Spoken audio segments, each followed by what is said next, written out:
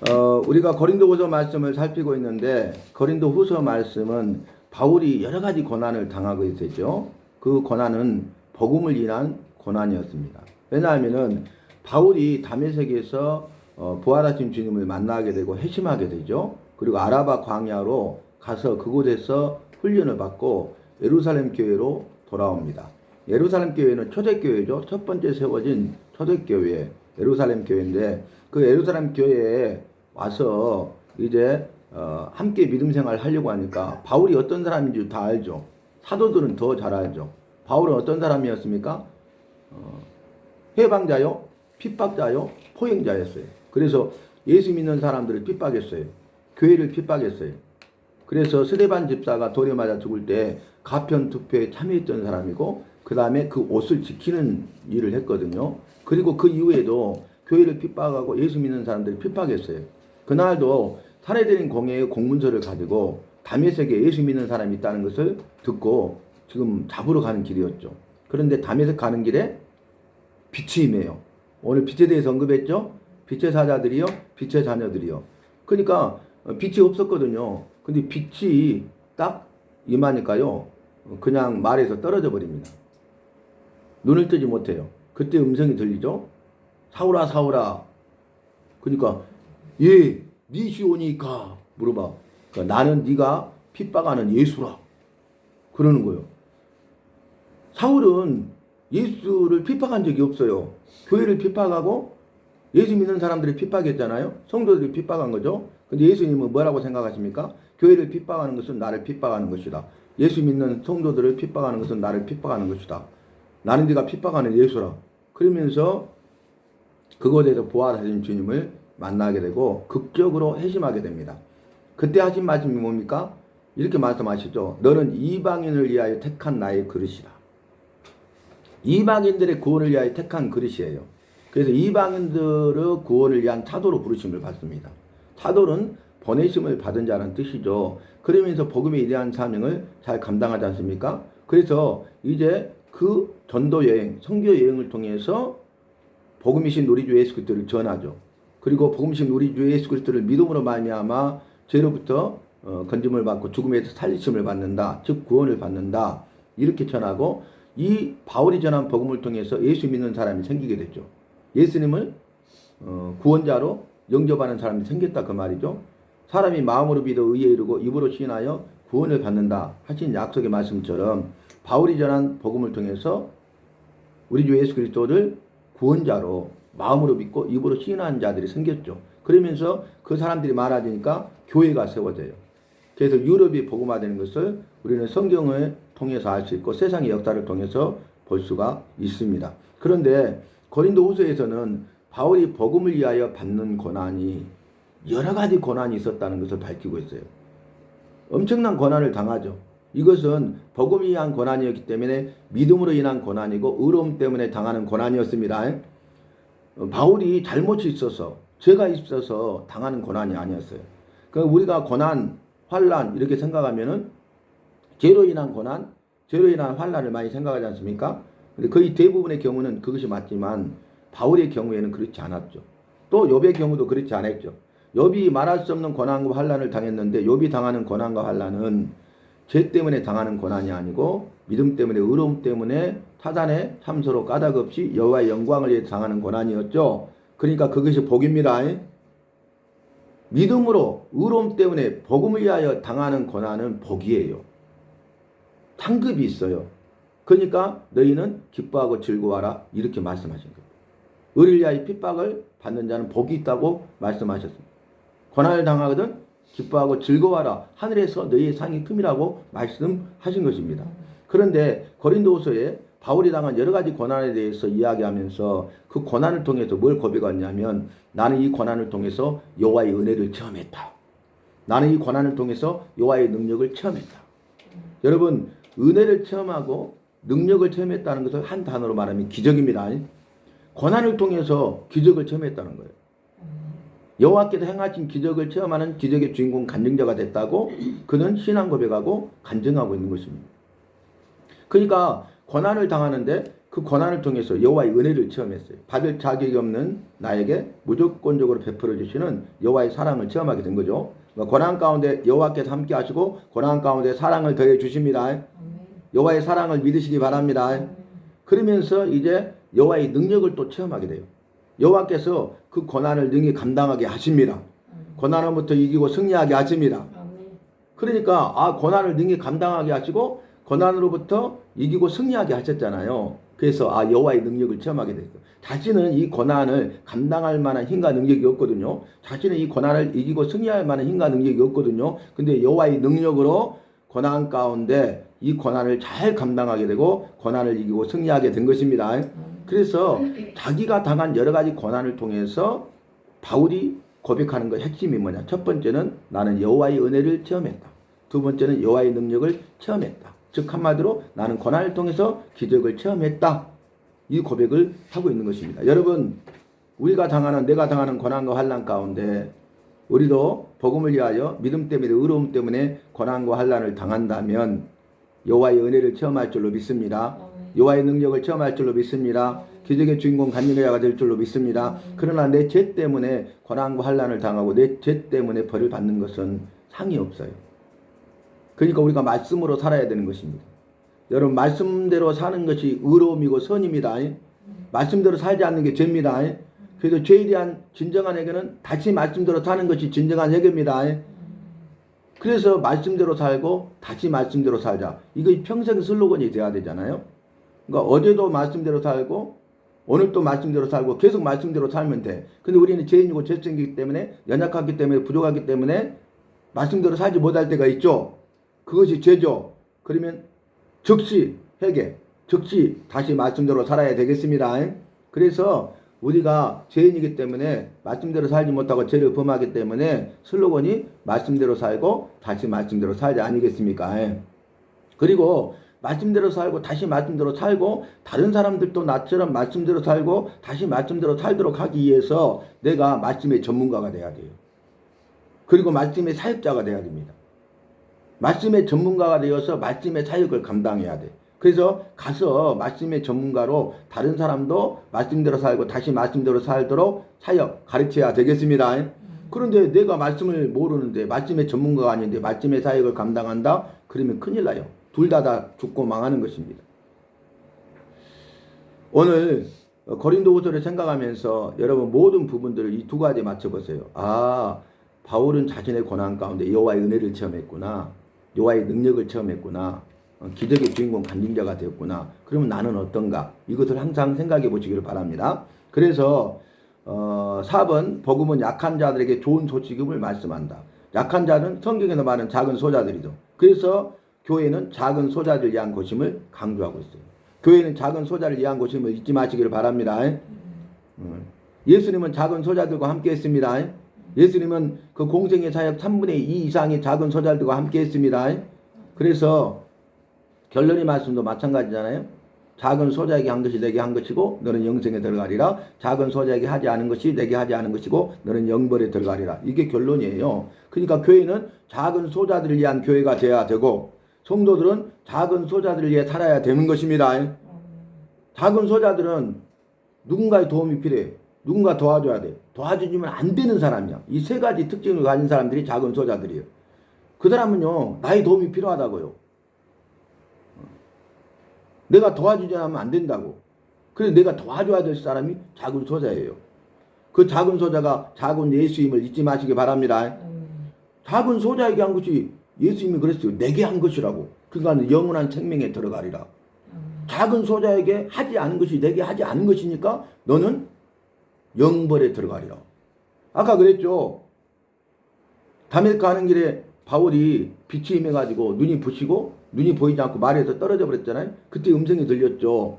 사울아 사울아. 그러니까 주여 니시오니까 하니까 나는 네가 핍박하는 예수라 그랬죠.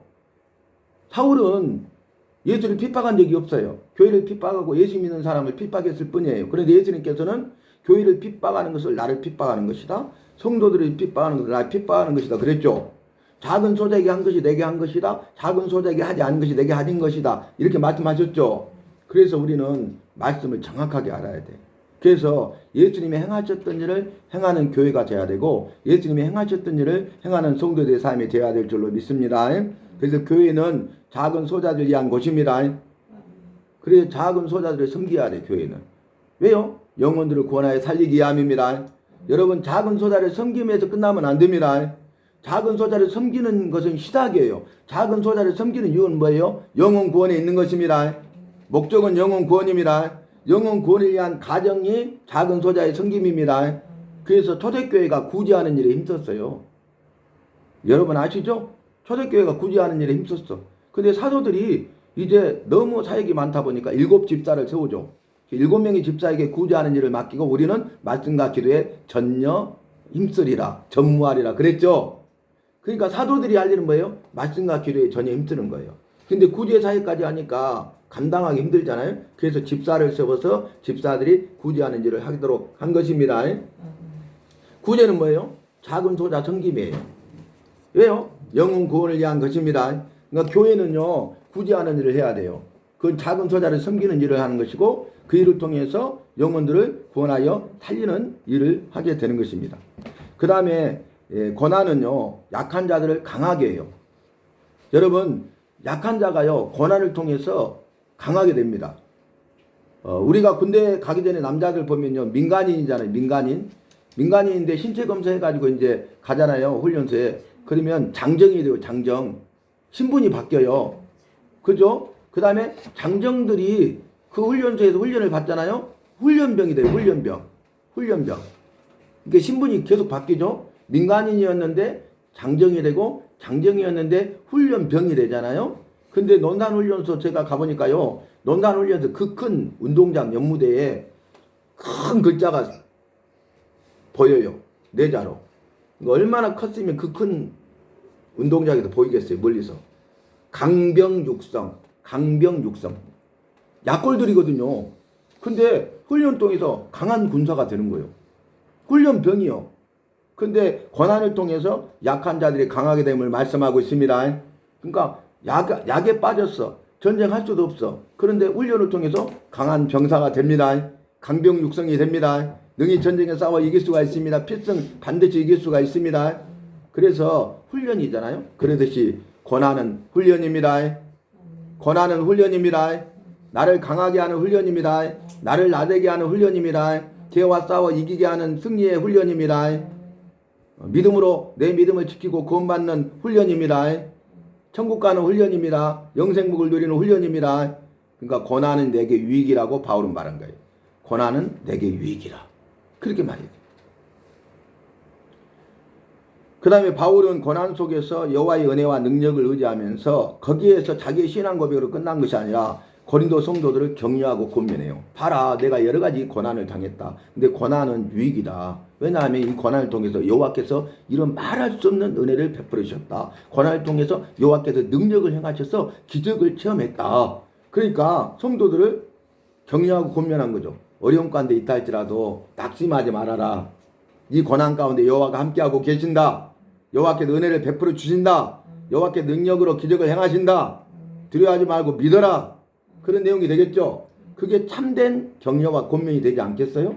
그러잖아요. 자기가 그걸 체험한 걸 이야기한 거예요. 아 그래? 그러면 우리도 그렇게 하시겠네? 우리도 그렇게 되겠네? 우리도 그렇게 할 수 있겠네? 라는 소망이 생기죠. 그것이 참된 격려와 권면이 된다 그 말입니다. 여러분 그래서 자신의 약함을 통해 드러나는 여호와의 능력을 체험할 수 있기를 바랍니다. 나의 약함을 통해서 경험하고 나의 약함을 통해서 드러나는 여호와의 능력을 간증하는 간증자가 꼭 되시기를 바랍니다. 그래서 여러분 이 고난은 유익이란 말을 절대 잊어버려서는 안 돼요. 존 스토트 목사님이 쓴 그 소책자가 있어요. 근데 고통을 다루시는 하나님의 손길이라는 제목이에요. 근데 거기 보면 고난에 대해서 너무 잘 설명해 놨어요. 거기 제목만 봐도 우리가 은혜가 돼. 고난 가운데 이제 고통을 다루시는 하나님의 손길을 체험하시기 바랍니다. 고통 가운데 함께 하셔요. 그리고 그 고통 가운데 그 문제를 다루시고요. 그 문제를 해결해 주셔요. 여호와의 손길은 여호와의 은혜고 여호와의 능력인 것입니다. 바울이 말한 여호와의 은혜와 여호와의 능력인 것입니다. 그것을 여호와의 손길이라고 고백하고 있는 것입니다. 여호와의 손길을 체험하시기 바랍니다. 그 여호와의 은혜의 손길, 여호와의 능력의 손길을 체험하시기를 바랍니다. 나와 함께 하시고 힘과 능력과 도움이 되어 주신다 그 말이, 나를 지키시고 보호하시고 인도하신다 그 말이, 감당할 수 있는 힘과 능력 주셔서 반드시 승리하게 하신다 그 말입니다. 우리가 약한 자들을 강하게 한다 그러면 우리가 성경을 통해서 알 수 있는 게 뭡니까? 욥기죠. 욥을 통해서 알 수 있죠. 욥이 당하는 고난을 통해서 알 수 있잖아요. 그래서 욥이 욥기 13장 10절에 이렇게 고백했잖아요. 나의 가는 길을 오직 그가 하시나니 나를 단련하신 후에는 내가 정금같이 나오리라. 아멘. 그래서 여러분 우리가 단련받고 있는 거예요. 고난은 단련이고 고난은 연단임이라. 믿음에 인내하시기 바랍니다. 그러면 정금같이 나오게 됩니다. 정금같이 나오게 되면 주님의 권능의 손에 붙들림 받아서 쓰임받게 되는 것이에요. 쓰임받는데 아름답고 위대하고 탁월하게 쓰임받게 됩니다. 그래서 여러분 믿음의 인내가 중요해요. 그래서 믿음은 인내를, 인내는 연단을, 연단은 소망을 이루는 줄 알미니라. 아멘. 그러니까 믿음을 가지면 소망이 이루어집니다. 처음과 끝을 보면 한 문장으로 믿으면 그 믿음대로 소망을 이루어 주신다고. 그러니까 소망이 이루어져. 소망의 여호와가 너에게 소망 주시기를 원하노라. 믿으면 소망을 이루십니다. 두려워하지 말고 믿기만 하라 하셨는데 믿으면 그 믿음대로 일하시고 역사하시고 내 믿음이 그도다 내 믿음대로 되리라 말씀하셔서 소망을 이루어 주십니다. 그런데 믿음을 가지고 소망을 이루어 주시는데 믿음을 가지고 소망을 이루어지기 전까지 이루어 주시기 전까지 내가 할 일은 뭐냐면 인내하고 연단의 과정을 통과하는 거야. 인내하고 연단의 과정을 통과해야 됩니다. 고난 가운데 인내하십시오. 고난 가운데 연단의 과정을 잘 통과하시기 바랍니다. 그래야 내 안에 있는 불순물 찌꺼기들이 제약된 것들이 다 제거되고 거룩하고 거룩한 친백성의 삶, 구별된 삶을 믿는 자답게 삶을 살아갈 수 있다는 것이에요. 그래서 믿음은 인내를, 인내는 연단을, 연단은 소망을 이룬 줄 내가 알미로다. 아멘. 믿음으로 소망이 이루어지기 전까지 우리가 그때까지 믿음을 가지고 인내하고 연단의 과정을 잘 통과하시기 바랍니다. 그러면 약한 자들이 강하게 된다고. 고난 속에서도 여호와의 은혜와 능력을 체험하여서 기적의 주인공 간증자로 쓰임받게 된다 그 말이에요. 내 약함을 통해서 여호와의 은혜와 여호와의 능력을 체험하게 되고 이걸 통해서 다른 사람들을 우리가 격려하고 권면할 수 있다 그 말입니다. 그 다음에 보면요. 고난 속에서 경험하는 여호와의 위로를 말씀해요. 고난 가운데 여호와의 은혜와 여호와의 능력을 이야기했잖아요. 그걸 체험했다고 했잖아요. 근데 이 자신의 경험을 통해서 여호와께서 바울에게 고난 가운데 위로해 주셨어. 그러니까 그걸 가지고 고난 가운데 있는 다른 사람들을 위로해 줄 수 있습니다. 내가 고난을 당해봤기 때문에 다른 고난 가운데 있는 사람들에게 가서 그들을 권면하고 격려할 수 있어요. 내가 고난 가운데 여호와의 위로를 받았기 때문에 여호와의 위로가 임했기 때문에 내가 고난 가운데 있는 사람들을 권면하고 격려할 뿐만 아니라 그들을 위로할 수 있습니다. 참된 위로가 됩니다. 내가 이런 고난을 당해봤어. 근데 여호와의 은혜와 능력이 있었어. 그리고 그거로 너희에게도 은혜와 능력을 주실 거야. 격려하고 권면해. 그리고 내가 고난 가운데 있었는데 여호와의 위로가 임해서 내가 참된 위로를 받아서 일어설 수 있었어. 그러면서 가서 또 여호와의 위로가 임할 거야 하면 참된 위로가 되겠죠. 그죠? 그래서 바울이 복음을 위해서 고난을 당했지만은 여러 가지 고난을 당하게 됐고 복음을 위해서 받은 고난 여러 가지 고난이 유익이 된 거야. 그래서 고난은 내게 유익이란 말씀이 이해되시죠? 그냥 고난이 내게 유익이라고 추상적인 이야기가 아니라니까. 이것은 바울이 체험한 거야. 고난을 통해서 체험한 거야. 고난을 통해서 여호와의 은혜를 체험하고 여호와의 능력을 체험하고 여호와의 위로를 체험한 거예요. 그래서 자신이 체험한 여호와의 은혜와 여호와의 능력과 여호와의 위로에 대해서 고난이 유익이라는 걸 고백하는 거죠. 그러니까 너희들에게도 나처럼 고난이 유익이 될 것이다. 고난을 통해서 은혜를 체험하고 능력을 체험하고 고난을 통해서 참된 위로를 받을 것이다 라고 말하고 있는 것입니다. 그리고 보면요. 이제 그리스도 안에서 누리는 참된 화해와 용서를 또한 고린도후서에서 말씀해요. 참된 화해, 용서라고 했죠. 여러분 이 참된 화해 없는 용서 없어요. 그러니까 용서하라 그러잖아요. 그리고 용서했다고 하잖아요. 그런데 그 앞에 전제 화해가 없는 용서는 없어요. 화해가 없는 참된 용서는 없어요. 있을만의 용서일 뿐이죠. 그래서 우리는 이렇게 착각할 때가 많습니다. 용서해야 된다? 용서하라?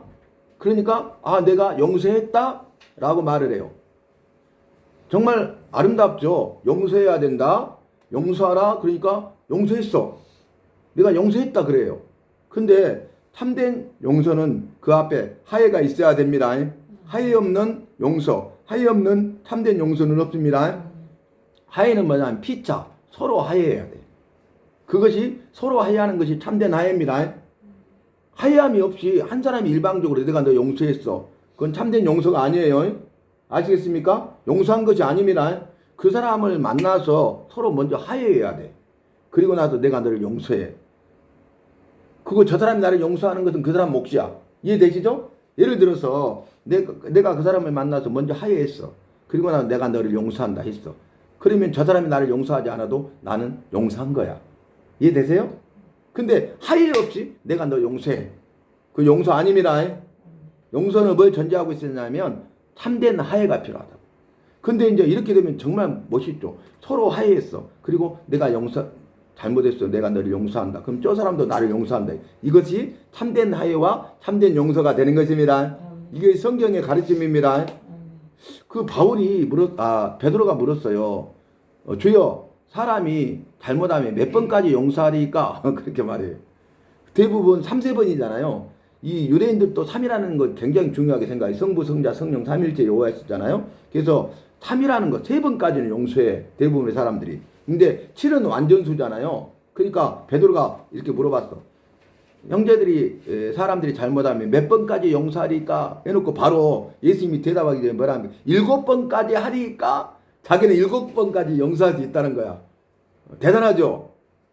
다른 사람은 3번 용서하고 그 다음에는 이러잖아요. 근데 자기는 7번까지 용서할 수 있다는 거야. 칭찬받으려고 한 거죠. 근데 예수님이 뭐라 했죠? 7번뿐만 아니라 70번씩 7번이라도 용서하라 그랬어. 그러면 70 곱하기 7은 490번이야. 그러면 딱 메모해갖고 491번째야. 이게 아니라 그냥 용서하라는 거예요. 다 용서하라는 거예요. 그러면 여러분 보세요. 여기에 적용해 봅시다. 용서하라 그랬잖아요. 70번씩 7번이나 용서하라 그랬잖아요. 그러면 내가 너 용서한다. 이게 용서 아니라니까. 그 사람하고 먼저 하해해야 됩니다. 이해되세요? 하해해야 돼. 그리고 용서한다고 해야 돼. 그래야 이게 용서예요. 진정한 용서예요. 예수님의 말씀의 용서예요. 성경에 기록된 용서예요. 근데 우리는 착각하죠. 그냥 내가 탁 용서 못하고 있다가 나중에 해가지고 내가 그냥 너 아무 조건 없이 용서한다. 그리고 딱 끝나잖아요. 그 용서 아닙니다. 용서 앞에 뭐가 있어야 돼요? 화해. 서로 화해해야 돼. 그리고 내가 용서하면 나는 끝난 거야. 저 사람이 용서하면 좋지만 용서하고 안 하고는 그 사람 몫이에요. 나는 용서한 거예요. 주님의 말씀대로 산 겁니다. 그래서 그 말씀을 우리가 잘 분별해야 된다. 그 말입니다. 근데 이 참된 하해와 용서는 내 힘과 능력으로 안 돼. 그리스도 안에서 됩니다. 그리스도 안에서 됩니다. 내가 그리스도 안에 있어야 가서 하해하고요. 용서할 수 있어요. 내가 그리스도 안에 없으면 하해할 수도 없고 용서할 수도 없습니다. 내가 그리스도 안에 없는데 용서한다는 말은 진정한 용서가 아닙니다. 그런데 우리는 그걸 착각하고 있다 그 말이에요. 그래서 그리스도 안에서 삶이 중요해요. 여러분 고린도 전서의 핵심이 뭐예요? 그리스도 중심의 삶이죠. 바울이 강조한 건 뭐냐면 고린도 교회에 수많은 교회들이 생겼잖아요. 분리와 분열과 분쟁이 생겼잖아요. 그때 그 문제를 해결하기 위해서 주장했던 가장 중심이 그리스도의 중심의 삶을 살아라. 교회가 그리스도의 중심이 돼야 되고 성도들이 그리스도의 중심이 돼야 된다. 기억나시죠? 근데 오늘 말씀 보니까 그리스도 안에서를 강조하고 있어요. 야, 그리스도를 중심으로 살아라. 그리고 그리스도 안에서 살아라. 이게 고린도전서와 고린도후서의 핵심이에요. 쉽죠, 여러분? 고린도전서는 그리스도의 중심으로 살아라. 이 한마디요. 고린도후서는 그리스도 안에서 살아라. 여러분, 우리가 믿는 자답게 사는 것은 그리스도 중심으로 그리스도 안에서 사는 것밖에 없습니다. 그리스도 중심으로 그리스도 안에서 사시기를 바랍니다. 오늘 또 그리스도 중심으로 그리스도 안에 살았냐 그 말이에요. 물어봐야 돼. 내일 또 오늘 그렇게 살았다면 내일 또 뭐래도 주님 부르실 때까지 죽으실 때까지 우리는 그리스도를 중심으로 그리스도 안에 살아야 되겠습니다. 내 삶의 중심은 그리스도십니다. 내가 거할 것은 그리스도 아닙니다. 그래서 그리스도 안에서 누리는 참된 화해와 용서를 말씀하고 있는 거예요. 이게 고린도 후서입니다. 그 다음에 즉 바울이 자신의 사도직을 변호해요. 고린도 전서에서는 나는 사도라고 했죠. 근데 그 고린도 사람들은 세상 문화에 익숙하고 그 다음에 헬라 철학의 영향을 받았기 때문에 예모를 중요하게 여겼거든요. 그러니까 예모가 참 멋있거나 출중하거나 뭔가 권위가 있어 보이고 말을 정말 논리적으로 설득력 있게 잘하잖아요. 그러면 그 사람을 와 이렇게 인정해. 근데 예모가 볼품없어. 말이 막 어눌하잖아요. 그러면은 아이 이렇게 생각한다고. 근데 바울은 예모가요 보잘것 없었어요. 정말 못생겼대요. 그 다음에 말이 어눌했어.